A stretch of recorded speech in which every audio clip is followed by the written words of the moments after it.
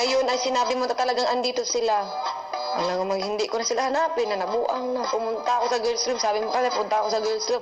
Isabi mo, punta naman sa garden kasi nandun sila. Hinanap ko sila ng hinanap.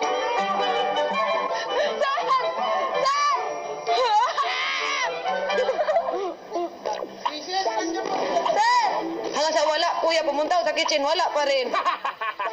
Sir! Oh. Wala. Wala.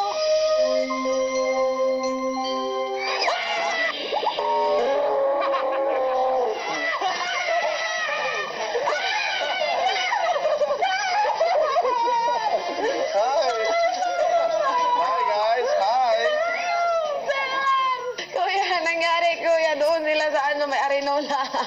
Sobrang walang arte itong liskin. Sinino ba? Ano ba ito? Ihi ba ito? Hi. Binuksan namin. May ihi dito. Ano yung ihi ito? Sobrang nakakaya, pero ganun pa man, nakita pa rin namin sila at masayang-masaya ako, kuya, dahil talagang sobrang shock ko. Hindi ako makapaniwala na talagang nakita na namin sila ulit na naman. Hi. Hi. Take off the wig now.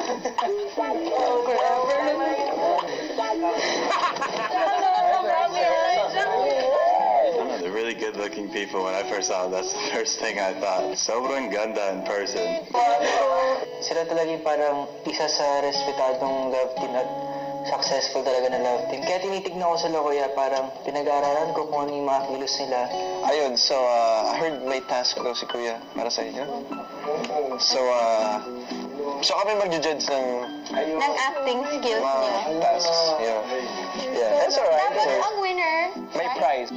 Batang-bata pa siya, pero sobrang ganda. Nag-crush ako kay Liza. Housemates, gusto niya bang makitang magbigay ng sample? Ay, oo! Si Enrique at saka si Liza. Ako naman yan. Oh. Game? 1, 2, 3, go. My God, Callie! Ang tagal-tagal na nun! Matagal na yun. Nagdito pa But din. it was just one mistake! Am I not enough? Pangit pa ako. Palit-palit pa ako. No. Then why?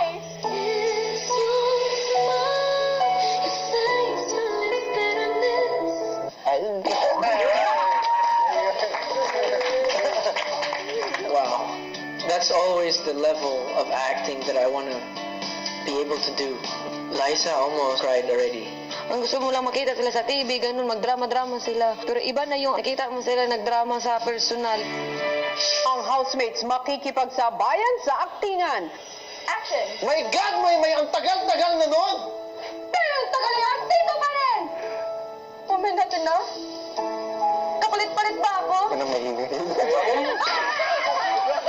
Dito lang yan sa Pinoy Big Brother Love Team Season 7.